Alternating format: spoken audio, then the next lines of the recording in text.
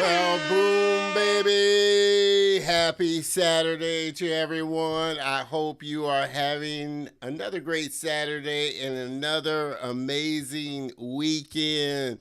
I want to thank you to the show. My name is Don Terrell. And again, thanks for tuning in. This is the Color of Motion. Well, I like to say stories come in all shades. And I highlight people of color and diverse backgrounds in the industry of motion graphics, animation, cartoons, comics, visual effects. This space that I am just ecstatically crazy about. Again, I want to welcome you to the show. You know the drill. Jump on in, share your name, where you're tuning in from, engage with the show because I know you are going to enjoy this episode. I've been looking forward to it for quite a while. I was just telling my next guest, I've been hounding him for a while and stalking him for a while, so we finally have gotten it together to where we can sit down and have some fun and just continue to build on our friendship for sure. Make sure that you join in. Hop on over into the Facebook group community. Get plugged in. Facebook.com/group/ the color of motion. Get involved. We're having a lot of fun over there. It is growing so fast, and definitely don't want you to miss out on anything, and get plugged in for sure. Like I said, you can connect with me on all my social channels here. Make sure you follow, connect with me, because I definitely want to hear from you.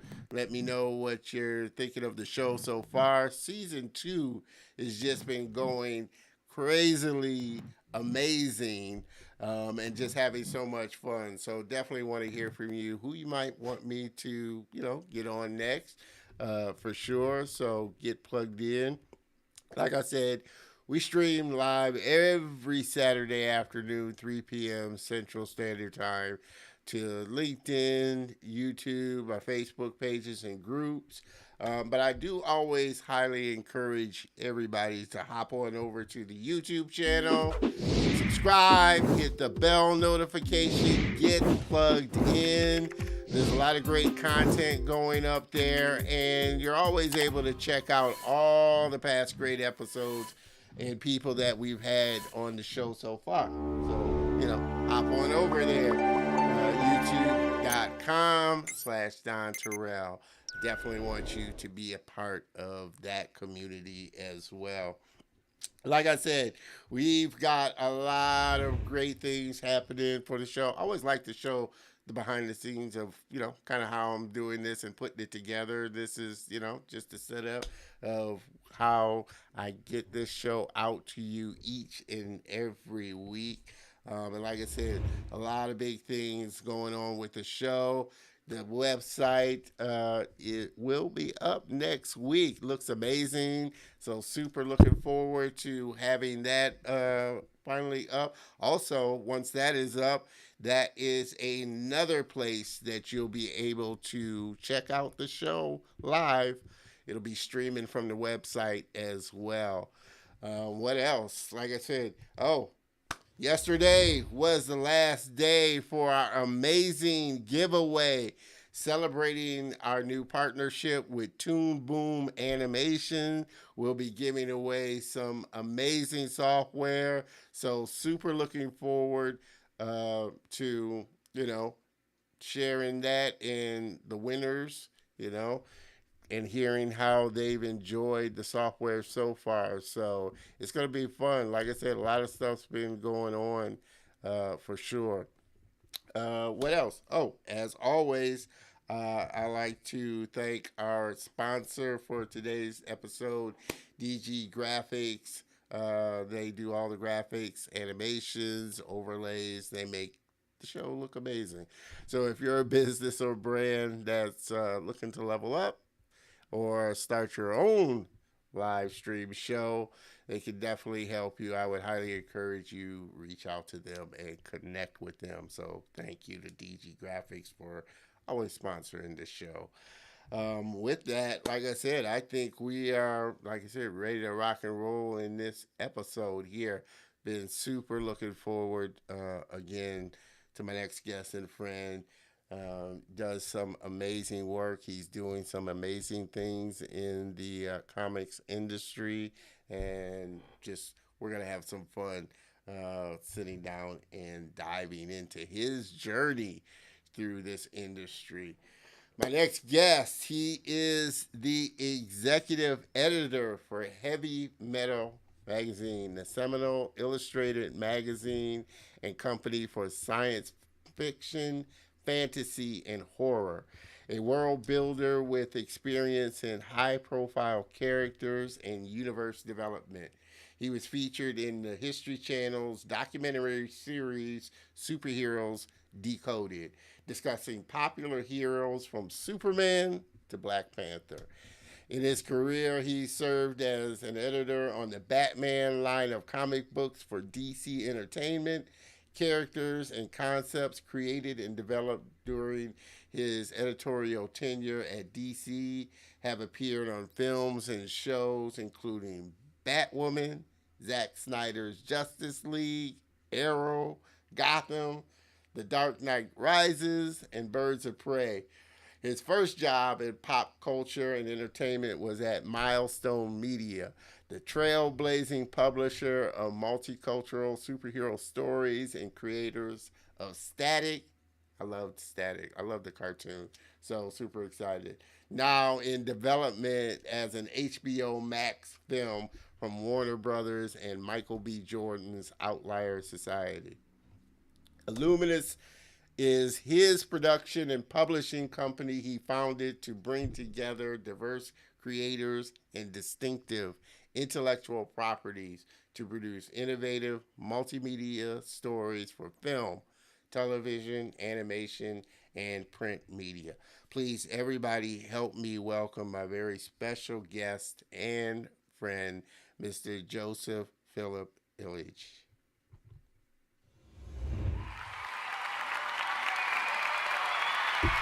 Joseph. Don, thank you so much for that kind introduction. No, thank you. Like I said, I've been stalking you for a while, so Oh my goodness. No, no, no. You were just doing your job. I think sometimes you're busier than I am, so I'm glad our schedules got to align. We finally made it work. yes, for sure, for sure. Like I said, I knew, like I said, when I first, reached out to you and connected with you early when I started the show. Like I said, I came across and been following what you were doing, and was just I said to myself, I gotta have him on the show. And so, like I said, just enjoy just seeing what you've been doing in the industry. Knew I had to have you on and sit down and talk about, how you got into the industry, your journey along the way, and just, build a great friendship with you. Well, thank you so much. No, this has been great, and it has been quite a journey. My journey started when I was a kid. I was born and raised in Brooklyn. I live in Flatbush now, and when I was in the second grade, I lived in this neighborhood, and so every Friday, my mom would take me to the newsstand after work, and she would buy herself soap opera magazines, and she would buy me comic books. So not only did I know the names of every member of the Legion of Superheroes, but I knew the names of all the actors and actresses on the various soap operas because I just love to read. So Yeah. I read my comic books and then I read her soap opera magazines. And that newsstand is actually a few blocks away from where I live now. And so I've just always been a voracious reader. And my mom was really cool and she nurtured that. As long as I kept my part of the bargain and got good grades in school, and anything that had me reading, she was all over it. Uh, And so I've just been reading comics ever since I was a kid. And at that time, I really didn't see that I would have a career in this business. I didn't see that as a possibility. That was a dream. And what made it reality was, shortly after I graduated from college, I went to the High School of Art and Design. I went to School of Visual Art. And I I heard about this company called Milestone. A Mm. friend of mine, Jason Scott Jones, was interning there and suggested that I intern there as well. Now, at the time, you're talking about 1993, so it was a free internship. Yeah. And I was not in the mode of working and not getting paid. That just wasn't, Yeah. part of my internal vocabulary. So I said, hey, that sounds pretty cool, but that's not really for me, have a blast. And then I ended up being in between jobs, and I was walking along Utica Avenue here in Brooklyn, and there was a newsstand on the corner of Utica Avenue and Church Avenue. And I walked in there, and at the front, they had this spinner rack of comics, and it had a lot of the usual ones I've grown up with: the Batmans, Captain America's, Justice League, Avengers, what have you. But then I saw this comic book called Icon, Yeah. and it was Icon issue number 2. And on the cover, it had this line that was a take on Dr. Seuss. It said, "Stop, do not hop on cop." And it had Icon and Rocket, these two black superheroes. Icon as a man in a costume that had the same colors as the Jamaican flag, and Rocket, his sidekick, this teenage black girl in blue and red. And they were surrounded by SWAT cops. And I never saw a comic book like that, right? Yeah. When I grew up and you saw some comic books with black characters, and they were very few. Yeah. There was Luke Cage, Power Man, Yeah. there was Black Panther, but, and this is something that a friend of mine, Jerry Kraft, pointed out years ago in a very funny animated short that he had on YouTube, the black characters were always getting their butts kicked. Yeah. Black Goliath was 10 feet tall, Yeah. and some normal sized person was kicking him in the chest, Yeah. right? But Icon, this was the first time I saw black heroes looking like they commanded power, Yeah. looking like they were confident, looking like they could stand up against anything thrown at them. And then, an older black man and this young black girl side by side. So that kind of generational connectedness, it spoke to me in a way nothing ever did. Yeah. And I realized that the people making Icon were going to change the world. And I knew that I wanted to be there with them. Yeah. And so that was Milestone, the company that Jason told me about. So I said, oh man, I'm going What did I to have do? to try to join the internship program. And I was in between jobs at the time, and my mom's Jamaican. Yeah. And so, I had to summon up the courage to say to her, I'd like to apply for this internship. I'm not going to get paid, but I'm going to learn a lot. It'll be valuable. It'll be invaluable experience. Yeah. She said yes. And I called up the phone number that I saw in this magazine. I think it was called Advanced Comics. Yeah. And I made an appointment. I went in and I met with Dwayne McDuffie, truly a legend. Yeah. And, I could go on and on talking about what Dwayne has done for the world through the stories he's told. He was the editor-in-chief of co-founder of Milestone, and an editor named Matt Wayne, who was like his right-hand man, was there. And I had an interview with them, and I thought I nailed it, right? Because I'd been reading comics since the second grade. I figured I was born for this interview. There's no way I'm not going to nail this. And I later found out that I blew the interview to hell because I walked in there and I had chips on both my shoulders, right? Like I knew everything, right? Yeah. But Jason stuck up for me, and he told them, no, this guy's going to be good for the company. So they gave me a shot, and I worked there for 3 months. I did whatever they asked me to do, from the interesting to the mundane. Yeah. Whatever they asked me to do, I did it. I did it with a work ethic, a professional work ethic. Yeah. And after 3 months of working at Milestone, amidst this truly diverse staff, this company owned by 4 black men, creating these amazing titles in comics. Their four titles were Static, as we mentioned, Yeah. Yeah. Hardware, Icon, which I mentioned, and Blood Syndicate. Yeah. They were just creating these amazing books. And so after 3 months, I went into the office of the president, Derek T. Dingle, one morning, and I said, listen, I really appreciate the opportunity, what I've learned, what everyone has done for me, but I have to go hit the pavement and find a job that's going to pay me. So, he understood. And so I went to lunch and I came back and he called me in his office and he said that he spoke with the other founders and they'd like to offer me a part-time job. Awesome. Awesome. Well, that's what And work ethic and having a passion will do for you. It really will. Like I said, set you apart. And like you mentioned, we can spend the whole show talking about Milestone and Dwayne McDuffie. 'Cause like I said, I first came across them.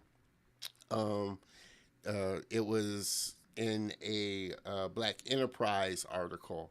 I was like, wow, this is amazing. This company here is just an amazing company.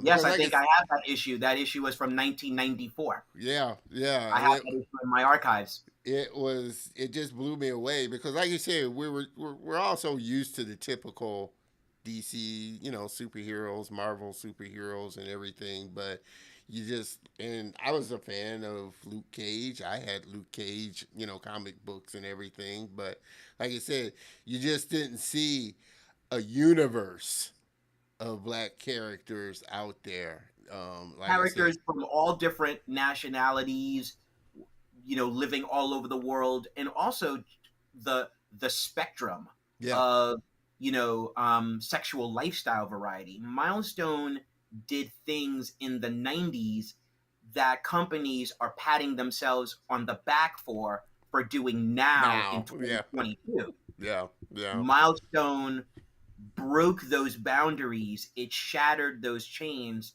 and it opened up people's minds and showed so many people that there was a heroic model, a heroic mirror in which they could see themselves yeah, yeah. as extraordinary.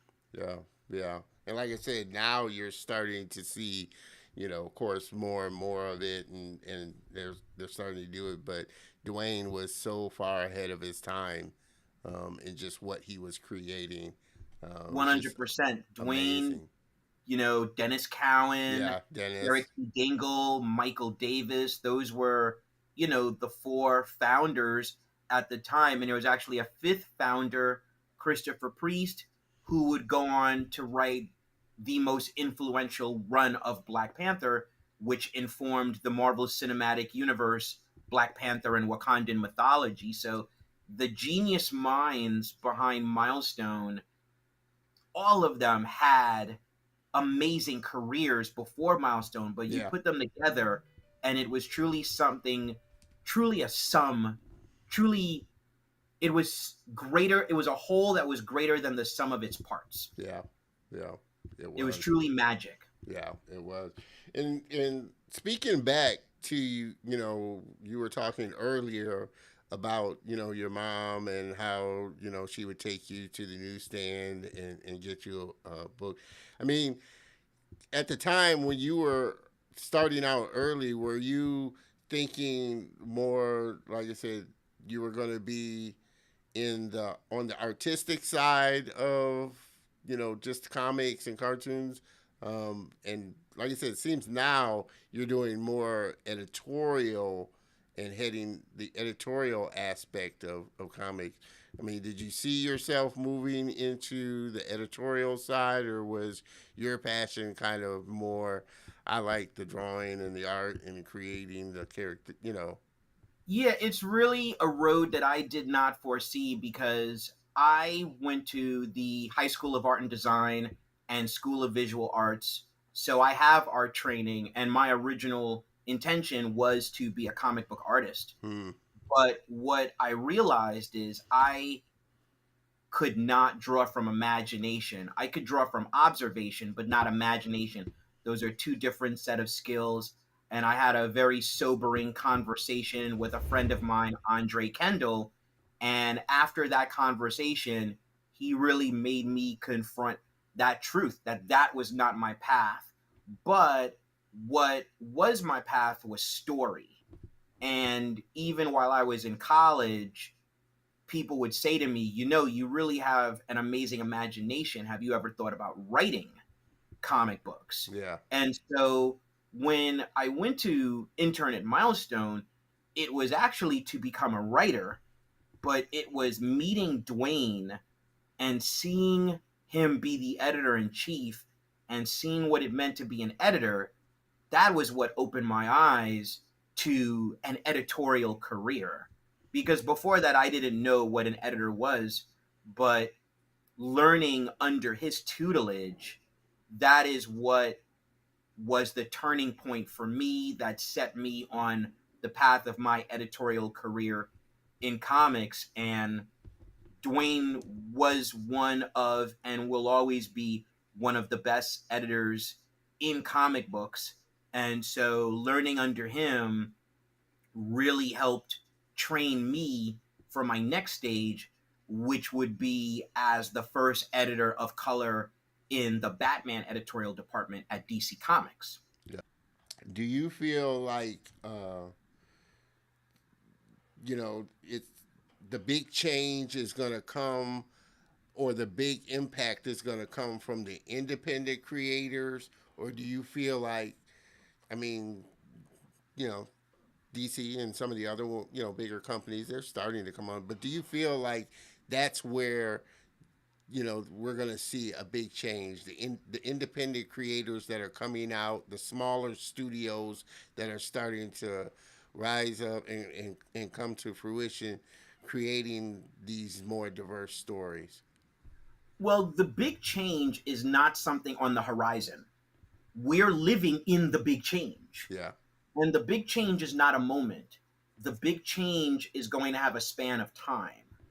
And the future will require a true fusion of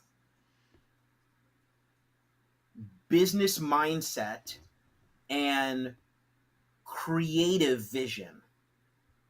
Those two things coming together have the impact.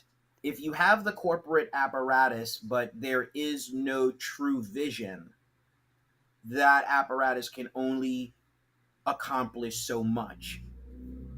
Creative individuals can accomplish many things, but business acumen helps elevate and magnify their power, Yeah. right?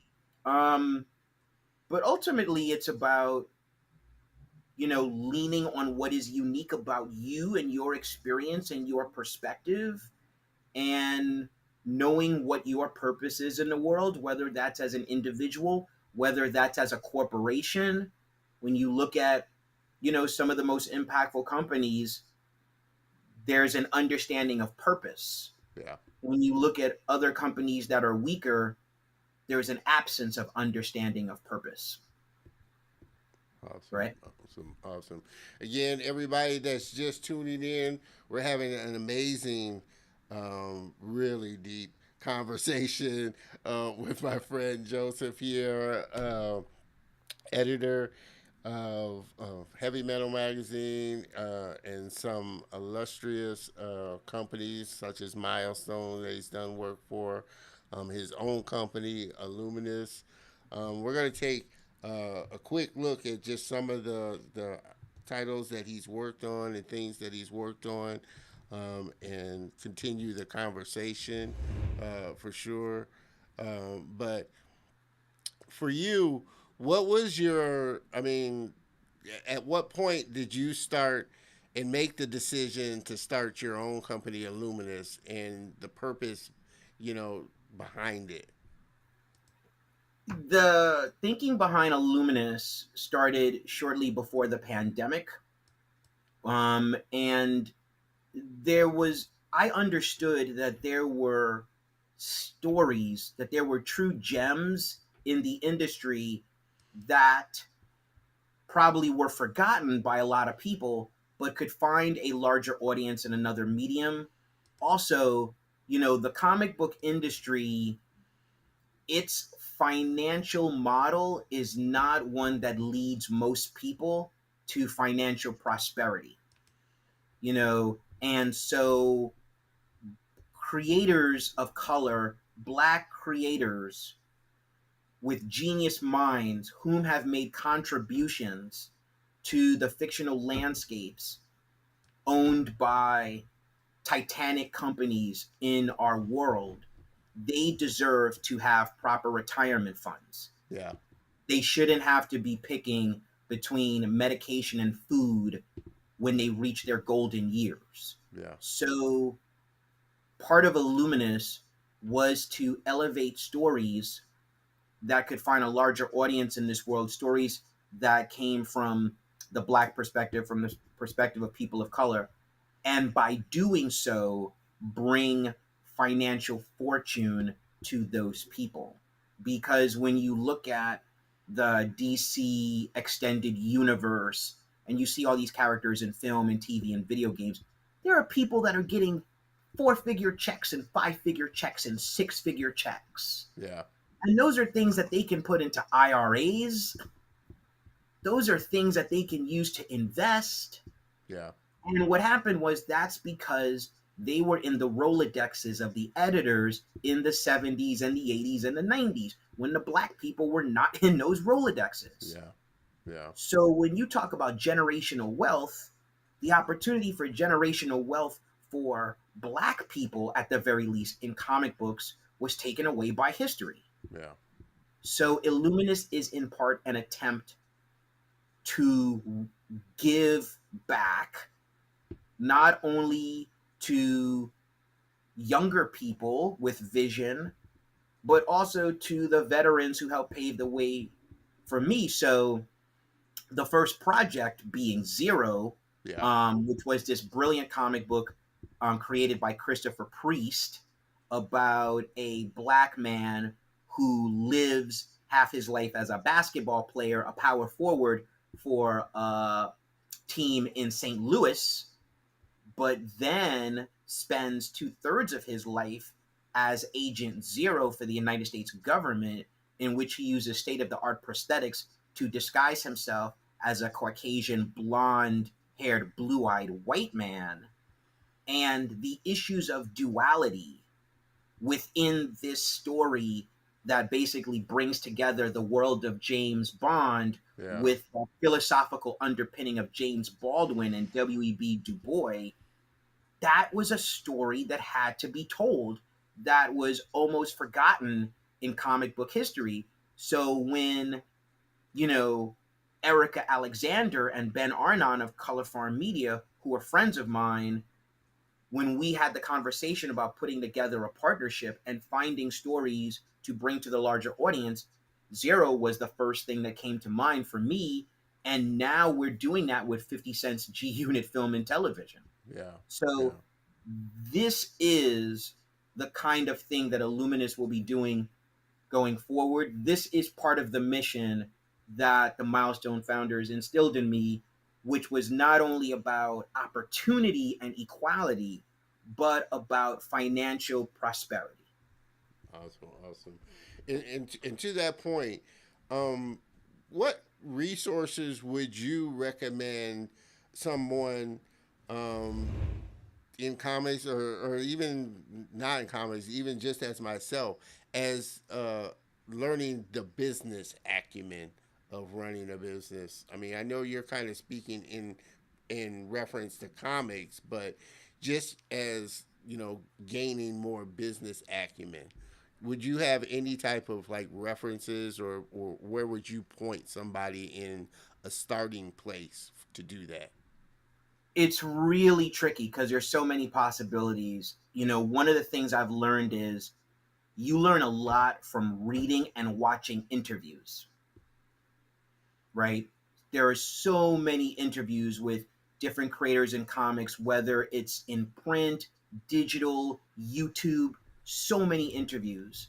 So listen and read on the experiences and origin stories of other people so you can get some insight into what the road is like in any industry that you want to work for. If you can somehow find a way to get practical experience, whether as an intern or whether as an apprentice in a studio. There's a book that I mentioned earlier, The Business of Independent Comic Book Publishing by Gamal Hennessy. That's a great book.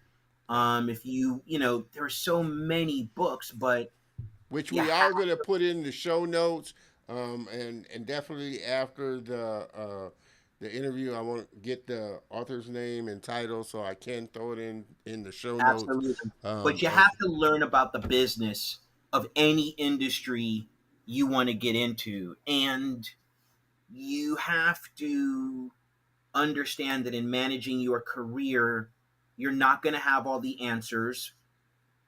If you are able to develop relationships and find mentors, mentors make all the difference. Well, some of the difference, not all of the difference, but mentors make a difference between, I don't know, between poverty and prosperity in a number of ways, right? And they really shorten the learning curve. For sure. 100%. Now, some things you have to learn yourself because pain is more educational than pleasure. But to have some kind of counsel in navigating a road so that when you get cut, you don't get cut as deeply. That is something that, is really needed. So what are some of how do you go about picking a story or a character to get behind like you did with the first one you did? What is it that for you says, okay, this is one that we need to do, Right. It has to have heart, right? It has to have heart. It has to make you feel something, right? Like, there has to be a journey that you care about. If there's a character that you can care about their journey, that you want to see them win, that is the foundation of any story. A lot of people are looking at the Disney Plus show now, Miss Marvel. My wife and I watch Miss Marvel. My wife has been a fan of Kamala Khan since the comics. And she doesn't read a lot of comics, but she loves Kamala Khan. And you care about that girl. You want that girl to win. Someone like that. That may have been you. That is what I'm looking for in a story that I feel like, as the executive editor of Heavy Metal, we must do, that as the CEO of Illuminous, that I want to work with different partners to bring to the forefront of our society, that as a reader that I want to recommend to other people. I'm looking for a story with heart and a character to give a damn about. Right. So with your time with Heavy Metal, what have been some of the big things that you've kind of pulled, from just being like the first, black editor at Heavy Metal? What has been like the experience and the knowledge that you've kind of pulled from just doing that and working at such a storied, place? Well, it's been an honor and continues to be an honor to work at Heavy Metal. Heavy Metal just celebrated its 45th anniversary this year. It was founded in 1977. I discovered it as a teenager when I was in the High School of Art and Design. So Heavy Metal is an institution that has helped set a standard. So part of what I've loved is being able to go to artists from all over the world and invite them to Heavy Metal so that their work can be immortalized in the world's greatest illustrated magazine. Basically taking the character of Tarna from the 1981 animated film and finding the right creative team and perspective to really bring that character into the 21st century, working with our chief creative officer, David Irwin, and with the support of our CEO, Matthew Medney. That's been really great. Right now, working on an amazing science fiction series called Entropy with my friend and partner in Zero and Milestone co-founder Christopher Priest. Yeah. Priest and I go back to the Batman days. We worked together on a book called Batman the Hill, which was about Batman confronting his prejudices regarding Black America. Yeah. And so Entropy's really, we call it Breaking Bad meets Green Lantern. Yeah. Yeah. Right? And it's about what happens when you take a real human being and you give them ultimate power. Yeah. What do you get when you put those variables together? What's the end of the equation? What's the real end of the equation? Yeah. So that is going to be launching in late July. We're very excited about that. Yeah. And ultimately, just to be able to continue to work with great creators and, you know, great colleagues to help bring these stories to the world. Yeah. Yeah. And I'm curious, how the conversation goes when you take a character such as Batman as a writer, and like you said, just put him in this situation where he's confronting with his own racism and thoughts on Black America. How the conversation goes with the editors or the other editors at large, or just DC at large, when there's, you know, when you give them this honest kind of story. It would seem The fascinating conversations to are going me. to, yeah, the conversations are going to go how they go. You're going to get some resistance and you have to pick your battles. And that was a battle that I knew I had to engage. I was the second editor. The first editor was Jordan Gorfinkel.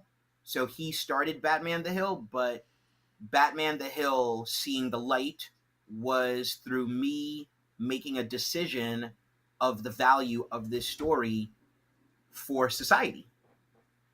Yeah. And so I advocated it, pushed for it, and it would end up being published in early 2000. Awesome. Awesome. For sure.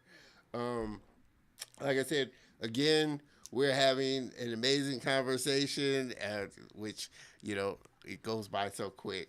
Yeah, Yeah, you know, because we so got to I wrap it tell you, up. we're already at hour 15, and it can We go may on have to and on. do a sequel. I don't know if that's an Definitely, option. We may have to do a no, part two. definitely have to bring you back on for another interview.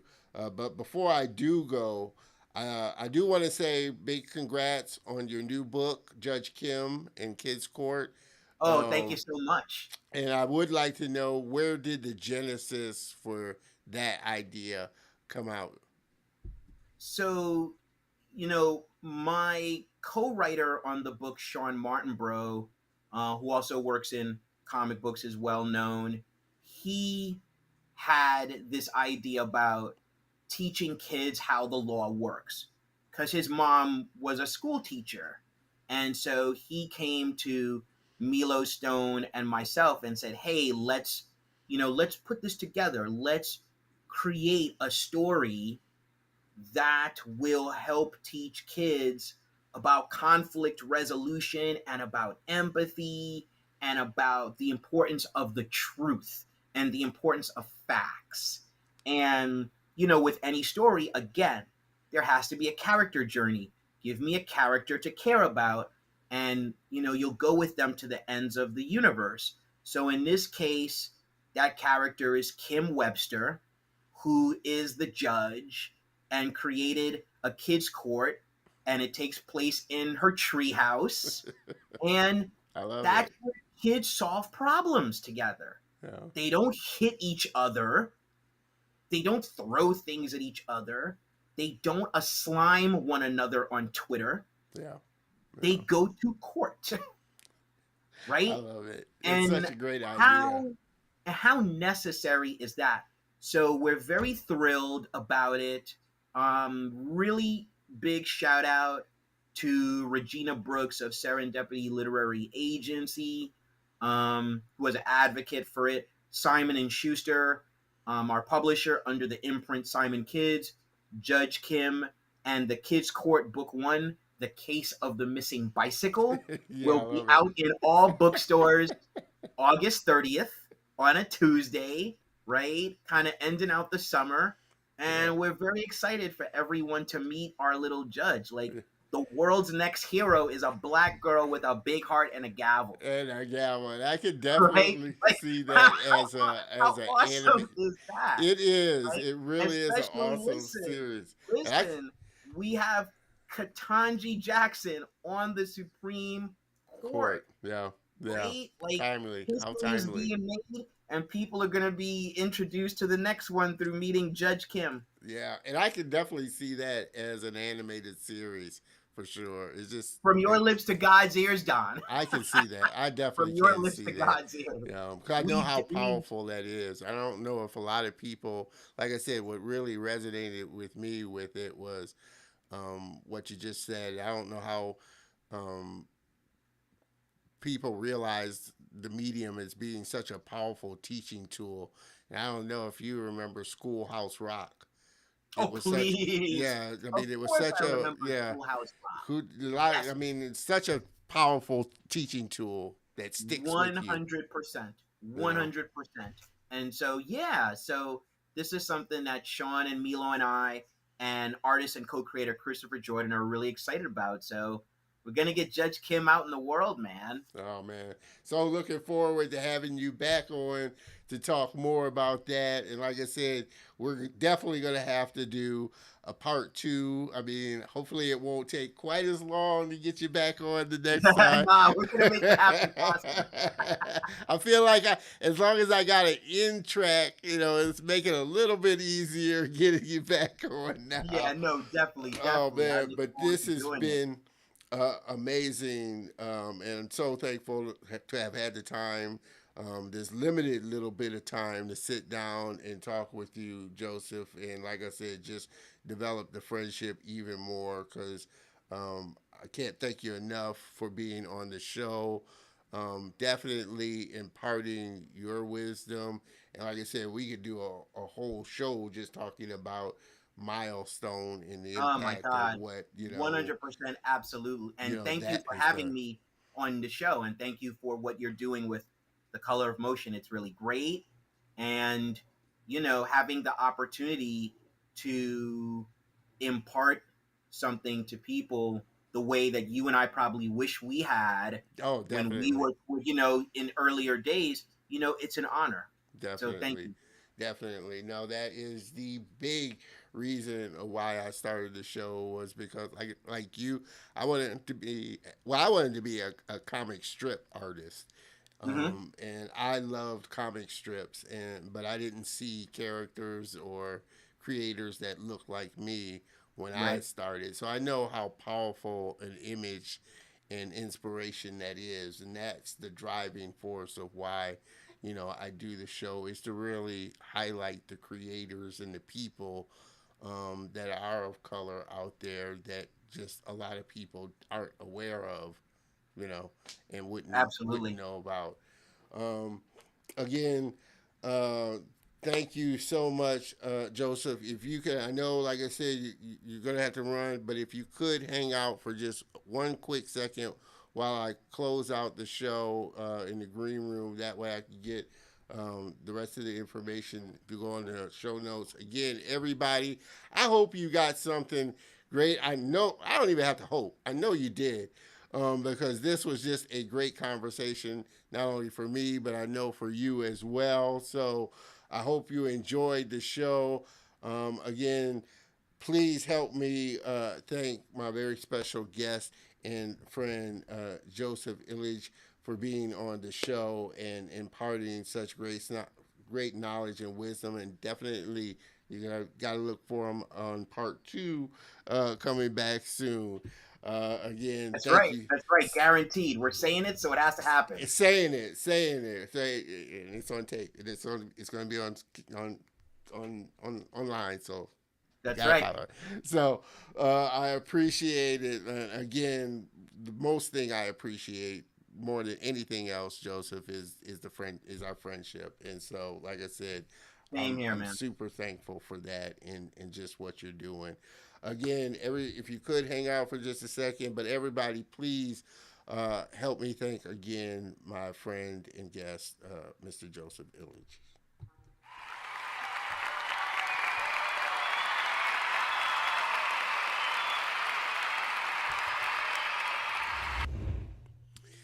Make sure that you connect with Joseph on all his social platforms. You can find him definitely on LinkedIn. That's where I connected with him. Instagram, Facebook, his Twitter account. I highly suggest that you reach out. Check out what him and his company Illuminous is doing, the projects that are coming out from there. You'll definitely be amazed. Again, all this information will be in the show notes up on YouTube. So make sure that you go over there. Again, check out what he's doing, connect with him, connect with me as well, and find out the work that's coming from Joseph. Again, you'll find all of this information and the channels that you can connect with him on over on the show notes. Guys, gals, this has been one of the best shows in season 2. Like I said, there's so many of them. I can't pick one, but if you knew how long I've been, kind of, like I said, stalking Joseph to get him on the show, you would understand why I'm just excited to have him on. Like I said, we've been working to coordinate times to get him on for sure, but just so glad that he finally had some time to be on the show and sit down with us. And I know that you've enjoyed this time as well. Thank you, the viewers, for tuning in. As I always like to say, I can't do this without you. I definitely can't do it without the great guests and friends that come on the show and make the Color of Motion, what it is. My goal is to make this the biggest show that I can, and you, the viewer, and my guests and friends are definitely the ones that help drive that for sure. I want to thank you for tuning in, as always, supporting the show. Please make sure that you hop on over to the YouTube channel, check out the show notes. I'm going to put in the reference to the business book that Joseph mentioned. You'll get all the other information as well.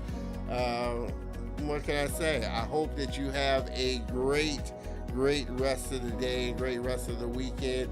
Make sure that you tune in tomorrow, because I'm going to be doing a very special live broadcast from Houston Comic Palooza.